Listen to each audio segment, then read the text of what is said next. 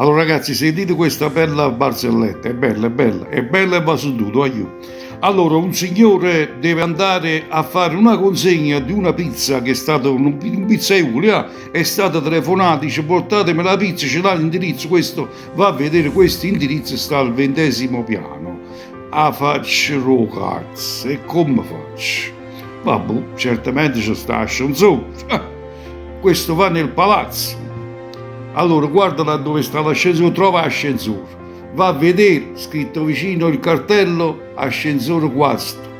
Ah, questo deve fare questa consegna, come devo fare? Dice chiano, ma mi faccio scala un po' a volta. Comincia a fare le scale, questo, dopo il terzo e il quarto piano, che la lingua fuori. Allora, nel salire incontra una signora incinta, una panza annante che all'8° mese di gravidanza. Allora fa vicino alla signora: scusate signor, mi sapete dire quanto altro tempo ci vuole? La signora risponde: una mese. Ah, faccio cazzo, ma me ne scengo una volta, chi mi fa fame, sa che una mese cade coppo.